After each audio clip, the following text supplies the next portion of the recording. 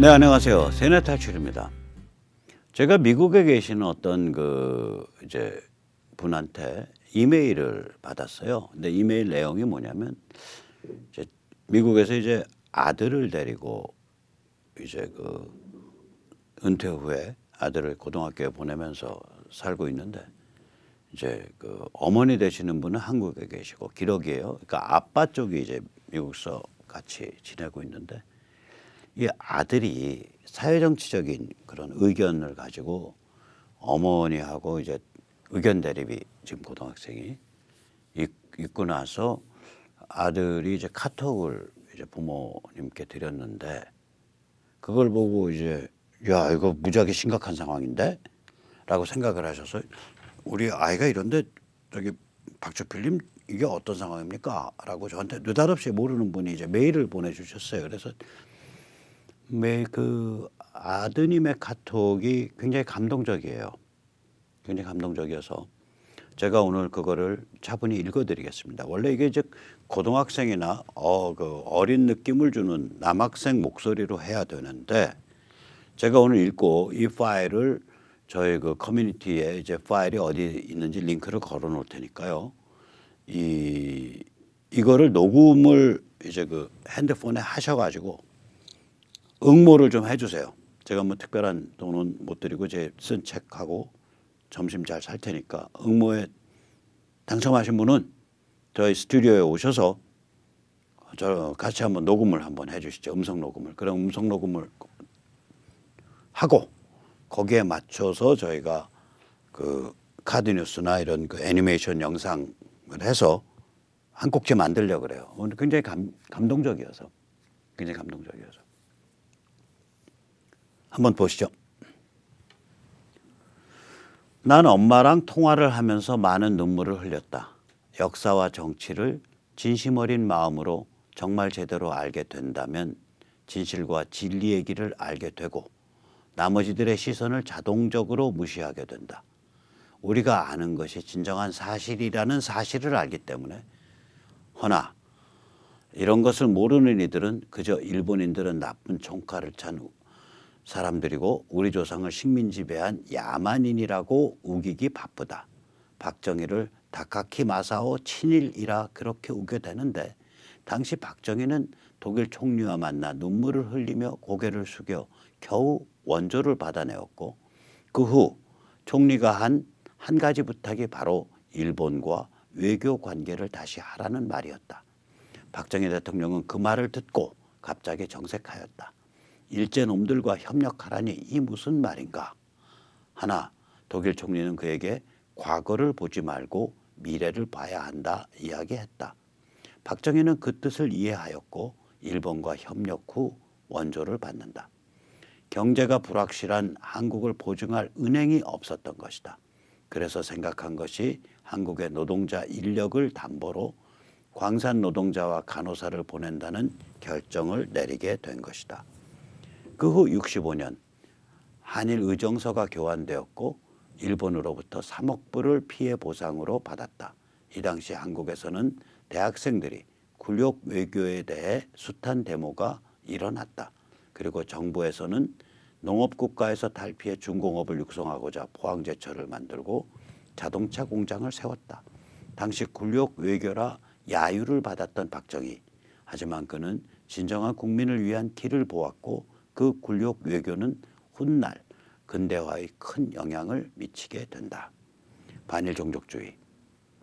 대한민국에 가장 주의해야 하고 눈을 똑바로 떠야 하는 모순이자 가장 큰 악순환이다. 이는 바로 고치지 않으면 영원한 망상과 피해의식에 빠져 눈가림과 판단을 똑바로 하지 못하고 허우적대던 고종시절처럼 나라를 또 잃을지도 모른다. 엄마도 사는 게 힘들고 개인적인 사정이 있겠지만 무조건 싫어한다는 등의 무논리적 사고는 조국과 민족 모두에게 아무런 도움이 되지 않는다는 사실을 알아야 한다. 일본을 우호적으로 생각하는 것이 과연 매국노인가? 독립운동가들은 진정한 애국자들인가? 그렇다면 그들이 해왔던 짓을 잘 보라. 박정희 대통령은 내가 장담하지만 대한민국을 그 누구보다 사랑한다 생각한다. 나는 그런 박정희보다도 대한민국을 사랑한다. 나는 조국과 민족을 위하여 일생을 바칠 각오를 하며 열심히 공부하고 있다. 한국으로 돌아가 나라를 일으켜보자 라는 큰 짐과 긍지로 잃을 것 하나 없는 가난한 나라, 자국민을 독일로 보내고 추후 독일로 가서 광부 노동으로 얼굴이 새까맣게 타버린 국민들을 보며 하얀 눈동자만 보이는 그런 국민들의 모습을 본 박정희는 결국 연설을 하지 못하고 눈물을 터뜨려 버렸다. 한 나라의 지도자가 다른 나라에 가서 눈물을 한없이 흘린 것이다. 그는 피눈물을 흘렸고 그는 자국민을 가난에서 해방시켰다. 하나, 5천년 한반도 굶주림의 역사에서 해방시킨 대통령은 사살되었고 새마을운동을 이룩한 대통령의 딸 박근혜조차 감정적인 국민과 탐욕스러운 권력 욕심에 찌든 탐관오리들이 국민을 선전선동하여 단지 하나의 해양사고에 불과한 세월호를 국제사태까지 변모시키며 법치국가인 대한민국을 감정에 법이 무너지는 어이없는 국가의 실태를 보여주었다. 나는 태어나서 박정희 대통령의 진심 어린 믿음과 의지 그리고 역사의 진실을 알게 된 후 참 많은 눈물을 흘렸다. 그 눈물은 정말 깊고 많은 생각을 하게 만들었으며 엄마와 처음 미국에 와 떨어졌을 때의 울음보다도 깊고 슬픈 울음이었다. 조국과 세상이 거짓 선동에 뒤집혀 있다. 차근차근 배워갈 때부터 이야기했으면 몰라도 나 혼자 조용히 배워갔으니 엄마 수준에서 관점에서 이해될 일이 없다. 그저 일본의 눈이 먼 너무 한 곳에만 빠진 잘못된 아이로 볼 수도 있다. 나는 대한민국을 깐 적이 없다. 그저 문제점을 제기하고 지적하고 비판한 것뿐. 나 또한 자랑스러운 대한민국의 국민이고 누구보다 대한민국을 사랑한다, 자부한다. 난 진정한 애국자다. 그리고 우리나라를 진정으로 사랑한다면 우리 민족이 번영할 수 있는 방안을 잘 모색할 수 있어야 한다. 감정의 마음이 아닌 냉철한 눈으로 세계를 바라볼 수 있어야 한다. 그리고 우리 민족이 번영하기 위해서는 날조 왜곡된 대한민국의 역사의식을 바로잡아야 한다는 것이다. 대한민국은 OECD 국가 자살률 1위, 출산율 최저, 행복도 최하위 국가다. 어쩌다 이런 나라가 됐을까? 다 같이 손잡고 잘 살아보자는 순수한 애국 정신은 어디로 간 것일까? 나는 그것이 사라졌다고 보지 않는다. 나는 그것이 모두 다 잠이 들어 버렸다 생각한다. 일제시대 당시 사람들이 했던 증언과 세계국의 인식에 대해서는 아무런 관심도 없이 그저 한국이라는 고립된 시각에서 모든 것을 바라볼 뿐이다.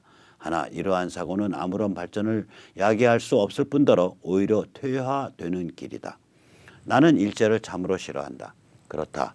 난 일본 놈들을 싫어한다. 총칼 들고 조선인을 쏴 죽이고 살해한 일본인들을 싫어했었다. 하지만 그것이 사실이 아니라는 것을 난 알게 됐다.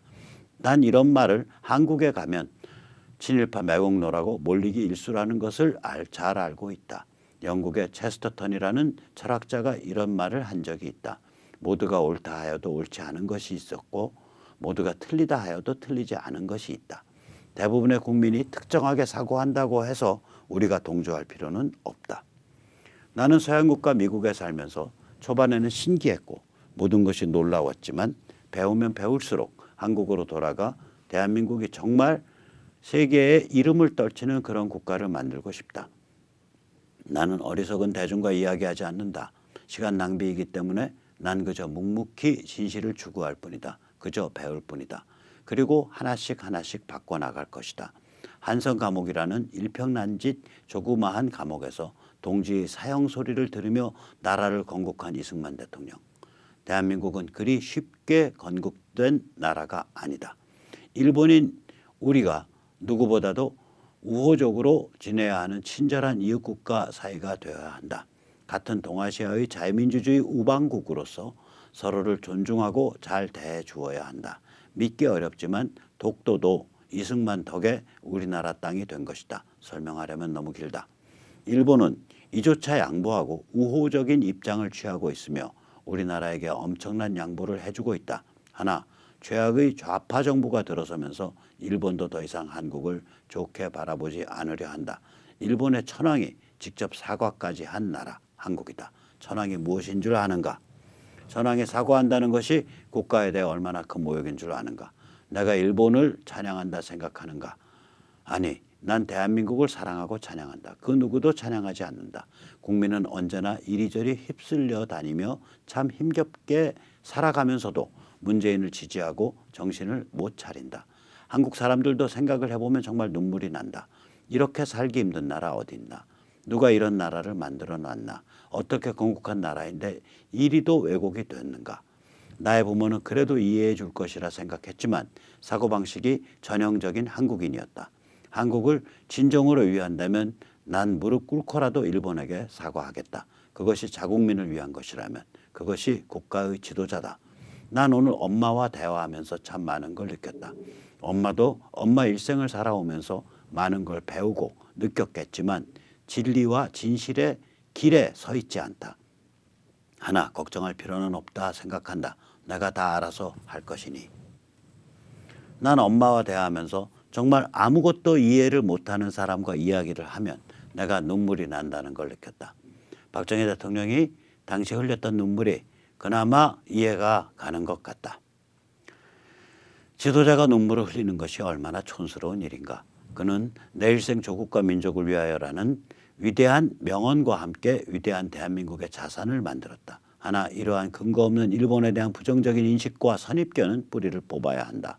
조국의 발전과 국민의 행복을 위해선 일본과의 역사 문제를 직시하고 확실히 해야 한다. 앞에서는 착한 척 뒤에서는 야만인. 이게 무슨 근거 없는 헛소리인가. 나는 이 말을 듣고 눈물을 흘렸다. 말이 제대로 나오지 않았다. 한국은 세계 어느 나라보다 역사의 왜곡이 심한 나라다.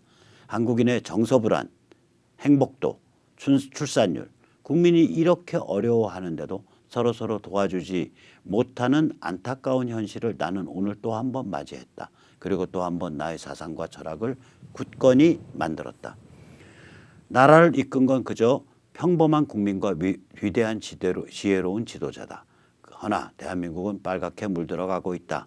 진리와 진실의 길에 서 있는 자는 많지 않다. 허나 난 이것이 사실이라는 것을 알고 있고 이것만이 나라를 살리는 방법이라는 것 또한 알고 있다.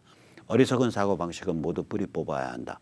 약육강식의 세계에서 쉬는 시간이란 없다. 현실은 냉정하고 참혹하다. 하지만 난 알고 있다. 많은 눈물을 흘린 이 순간에도 거짓은 그 거짓의 무게에 무너지고 진실은 다시 한번 승리하고 번영할 것이라는 것을 많은 생각과 눈물, 많은 걸 느낀 순간이었다. 이 부모님께 드리는 카톡에서 격정적으로 쓴 글이라서 비문도 많고 오탈자도 많아요. 그걸 안 잡았어요. 하나도 안 고쳤어요. 일부러. 이거를 이제 그 원문 그대로 올려드릴 테니까 원문 그대로 적당하게 부분 혹은 상당 부분을 이렇게 녹음을 해서 보내주시기 바랍니다. 이 남자 고등학생의 정갈하고 그 생기 있는 그러면서도 슬픔과 희열이 섞여 있는 그런 느낌, 그런 필이 있는 분을 모시고자 합니다. 마감은 이번 주 일요일 날 저녁까지 정도 생각을 합니다. 여기 그 커뮤니티에 보내주실 이메일 주소 3323번 @gmail.com이 공개될 것이니까 그쪽으로 보내주십시오. 참고로 제가 이거를 이제 받고 저도 이제 머리를 극적극적 하다가 이제 그 부모님께 제가 부모의 입장이라면 아이한테 이렇게 말하겠습니다라고 메시지를 간단하게 써서 보냈습니다. 한번 그 메시지를 읽어드릴게요. 내 생각에 충분히 일리가 있고 맞다고 봐.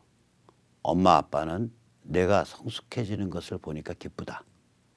앞으로도 계속 공부하고 다져나가라. 그런데 두 가지 점을 고려하면 더 좋을 것 같아. 첫째, 사회정치적 판단력이 성숙한다는 것이 뭘까? 사회정치적 판단이 너무 빨리, 너무 날카롭게 성숙하면 반드시 좋은 것만은 아니야. 또래에서 해야 할 일, 또래에서 즐겨야 할 일이 있어. 내가 또래 게임을 겸해서 한다면 더 좋을 듯해. 둘째, 시대가 있어. 내가 전문 역량을 쌓고 군대를 마치면 아무리 빨라도 13년 후쯤 될 거야. 박사, PhD를 늦추면 8년 후쯤 되겠지. 내가 움직일 수 있는 시점은 2028년 내지 2032년쯤 될 거야. 그 시점을 염두에 두고 준비해. 급할수록 돌아가야 돼. 아무리 세상 일이 급하다고 해도 삶의 궁극적 단위는 개인이야. 또한 세상 일은 완벽한 해결이라는 없어. 그 시점이 돼도 내가 인류와 민족과 국가를 위해 할 일은 차고 넘친 상태일 거야. 다섯째, 인류 보편의 가치, 원칙과 애국, 애족이 어떤 관계인지 생각해 봤으면 해. 우남 이승만 대통령은 우리나라의 독립이 문명사적으로 또 인류적 차원에서 보편적 차원에서 어떠한 문맥 위에 놓여 있는가를 밝히고 이 문맥 위에서 독립을 추진한 것으로 알아. 박정희 대통령은 세계시장 속에서 번영해서 살아가기 그 방법을 실현해낸 리더였다고 알아. 지금 내가 가진 애국심, 민족사랑 안에 깃들어 있는 인류 보편의 가치와 원칙을 천착했으면 좋겠어. 이는 결국 현대 문명과 개체성, 영어로 Modernity and Individuality라는 화두로 모아진다고들 하더라. 이것을 깊게 파야 앞으로 내가 살면서 만나게 될 시련과 환멸을 이겨낼 거야. 사람은 문제투성이의 욕망 덩어리야. 입으로 애국, 우파, 보수, 민족을 떠드는 양아치들이 디글디글해. 또한 괜찮은 사람도 시간이 지나면 타락하는 경우도 무수히 많아. 또한 저급한 욕망 덩어리가 일정한 계기를 통해 크게 각성해서 큰 인물이 되는 경우도 간혹 있어. 내가 어떤 방식이든 사회정치적 언행이 뜨끈뜨끈하게 작동하는 영역에서 살아야 한다면 너의 식견이 그 뿌리가 깊어야 돼. 이는 애국 애족을 넘어서 인류와 개인, 문명과 개인이라는 근본적 화두에 도달하는 것이라고 생각돼. 여섯째, 너의 사상과 정열이 이제 개화되기 시작해서 독립적 성인으로 성숙하기 시작하는 것을 보니까 엄마 아빠가 정말 뿌듯하고 자랑스럽다. 이게 이제 제가 저기 학생의 글을 17살이에요. 중학교 무렵부터 미국서 살았다 그래요. 중학교 1, 2학년 때부터. 고등학생이 이제 고2, 고3이죠. 그 학생의 글을 제가 인용하고 써도 됩니까라고 본인 및 그 보호자의 허락을 받았어요. 보호자가 본인한테 알려주고 또 제 글도 보호자께서 보시고 이건 직접 백모라는 아빠 아는 사람이 쓴 글인데 안다는 게 이제 뭐 온라인에서 아는 거죠. 사실 이메일로 처음 주고받은 사이니까 온라인에서 아는 거죠. 쓴 글인데 너 문제를 가지고 너의 케이스를 가지고 얘기했더니 백모 아저씨가 이런 이메일을 보내왔더라 해서 본인한테 전달돼서 본인이 잘 읽었다고 제가 전해 들었습니다. 이메일로. 그래서 다 본인 또 부모님 되시는 분 또 본인이 되는 학생의 양해 혹은 허락 아래 제가 오늘 그 원문 그리고 그에 대한 저의 답글을 보냈어요. 제가 이 바닥에 이제 왔을 때가 이제 2009년 말 2010년쯤인데 그때 뭐 이 바닥에 아무도 없어요. 별로 없는데 이제 청년들 어린 친구들을 이렇게 옆에 세우면 자기가 무슨 조직이 있는 것처럼 청년 조직 그런 그 광을 잡고 싶어하는 사람들이 있어서 가끔씩 있는 청년들을 꼭 부여잡고 이렇게 밥 사주고 뭐 얼마 되지도 않는 5만 원, 10만 원 용돈 주고 하면서 끌고 다니는 그런 볼상사나운 게 있었어요. 그래서 그 청년이 한번 저를 찾아왔더라고요. 그래서 내가 나이가 몇 살이야? 그랬더니 19살이래요. 그래서 그런데 뭘 그렇게 열심히 무슨 뭐 있으면 항상 가서 이거 하고 앞에 딱 버티고 서 있고 그래요. 그림 잘 나오죠. 사진 찍으면. 그 그림 나오는 거 이제 대접받는 그 기분에 좀 취해 있는 거 아닌가 이런 걱정이 들었어요. 그래서 19살인데 왜 이렇게 열심히 살아 그랬더니 저는 빨갱이만 생각하면 여기서부터 꼬불꼬불 올라옵니다. 그래서 제가 그 다음 말에 이민 가. 전 세계 민족이 한국인만 있는 거 아니고 전 세계 국가가 대한민국에 있는 거 아닌데 왜 네 인생을 이 바닥에서 엮어서 가려고 하는지 네가 정말로 깊게 고민해 봐야 돼. 그거 답 안 나오면 하지 마. 그리고 저는 오히려 말렸습니다. 그리고 이번에 저기 어디죠? 우리 그 인헌고 때에 그 학생들 둘 제가 이제 그 변호를 해준 장다령 변호사 쪽 통해서 책을 보내면서 그게 뭐 그 학생들이 정확히 새겨 들었는지 또 제대로 전달 받았는지 모르겠지만 부탁한 게 정치적으로 조숙한 게 반드시 좋은 건 아니다. 이런 일을 이제 벌렸기 때문에 주변에 와서 굉장히 정치적 발언을 하는 아저씨들 또 아주머니들이 막 와서 이제 기운을 북돋우는데 거기에 잘못 취하면 또래에서 해야 될 일을 넘어가는 수가 있다. 그런 충고를 좀 전해달라고 했는데 그 다음에 한번 봤더니 전해지긴 했을 텐데 별로 이해한 것 같지는 않더라고요.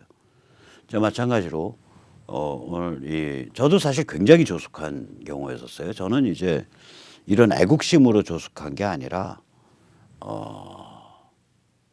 문명과 개인이라는 그런 생각을 많이 했어요. 그러니까 현대 문명이 왜 이렇게 무도덕하게 사람을 만드나, 우리가 왜 이런 무도덕한 자의식 덩어리가 되나, 이 고민이 제가 16, 17, 18때 굉장히 심했어요. 근데 이제 그 아주 세련된 또 아주 악질적인 그 마르크스주의 철학자 루카치의 영어 책을 제가 대학교 1학년 만 18살 때 영어 원서로 그 Realism in Our Time, 우리 시대의 리얼리즘이라는 문학 비평에 빗댄 아주 악질적 철학책을 영어로 읽고서 그 화두에 대한 답을 발견했다고 착각을 한 거예요. 이거는 자본주의 상품 사회 때문에 인간이 이런 그 소외돼서 이런 무도덕한 자의식 덩어리가 돼간다. 그래서 제가 그때부터 막시즘의 경도가 됐죠. 그러니까 만으로 18살 한 3개월 정도 됐을 때입니다. 지금 이 글 쓴 학생이 만 17살이라니까 저에 비해서 그렇게 더 많이 조숙했다라고 말을 못해요. 근데 이제 인간生命이 길어졌으니까 이 사회 정치적 판단을 점점 더 깊게 그 뿌리를 넓혀 가시기를 제가 기도드립니다. 자, 오늘 여기까지 모시겠습니다. 감사합니다.